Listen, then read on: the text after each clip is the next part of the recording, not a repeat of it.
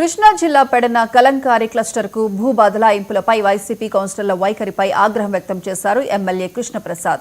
ఈ మేరకు పెడన పట్టణంలోని దేవాంగ కళ్యాణ మండపంలో ఆర్డినెన్స్ జాబ్ వర్కర్స్, పారిశ్రామికవేత్తల ఉమ్మడి సమావేశాన్ని రాష్ట్ర బీసీ కార్పొరేషన్ బొడ్డు వేణుగోపాలరావు ఆధ్వర్యంలో నిర్వహించారు. ఈ సమావేశానికి ముఖ్య అతిథిగా ఎమ్మెల్యే కాగిత కృష్ణప్రసాద్ హాజరయ్యారు. పట్టణంలో కలంకారీ వృత్తులపై ఆధారపడి కలంకారీ జాబ్ వర్కర్స్ ఎంతో మంది జీవిస్తున్నారని తెలిపారు.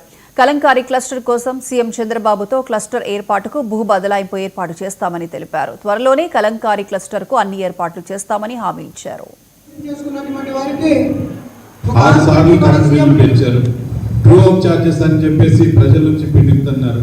కానీ ఈ రోజున మనం అధికారంలో వచ్చిన తర్వాత ఈ రోజున డ్రోప్ ఛార్జెస్ ట్రూ డౌన్ కింద చేసి ఆ ఛార్జీని కూడా నెక్స్ట్ మంత్ నుంచి తగ్గించేటువంటి ఘనత మన ముఖ్యమంత్రి నారా చంద్రబాబు నాయుడు గారికి కూటమి ప్రభుత్వానికి దక్కింది.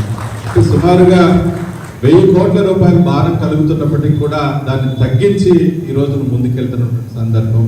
అలాగే చదువుకున్నటువంటి పిల్లలందరికీ కూడా డిఎస్సి చేసినటువంటి ఎవరైతే ఉన్నారో వాళ్ళందరికీ కూడా 16,000 ఉద్యోగాలని 16,347 ఉద్యోగాలని మరి ఏమిటో మనందరం కూడా చూసి మన యువ నాయకులు నారా లోకేష్ బాబు గారు ఇచ్చినటువంటి హామీ ప్రకారం గతంలో ఎన్నో డిఎస్సీలు జరిగినప్పటికీ ఎవరో ఒకరు ఏదో కేసులు వేయటం, దాని ద్వారా ఆగిపోవటం లేదా డిలే అవటం రకరకాలుగా జరిగాయి. కానీ ఈసారి అలా కాదు, ఇచ్చినటువంటి మాట ప్రకారం ఎటువంటి డిస్టర్బెన్స్ లేకుండా అంత ప్రాసెస్ ప్రకారం జరిగి ఈ రోజున అందరికీ కూడా నియామక పత్రాలు కూడా అందించినటువంటి ఘనత నారా లోకేష్ బాబు గారికి దక్కిందని కూడా తెలియజేస్తాను.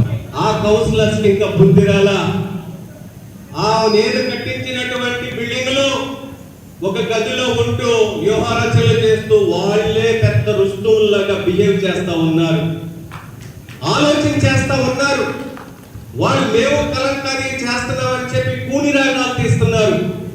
కలంకారీ పరిశ్రమ కానీ మీరు చేసేటట్టయితే మీరు చేయాల్సిన పని ఏంటి అని నేను అడుగుతా ఉన్నా. మీరు చేయాల్సిన పని ఏంటి? ప్రభుత్వం ఇస్తున్నటువంటి దాన్ని మరింతగా ప్రోత్సహించాలి, మరింతగా అభివృద్ధి చేయాలి.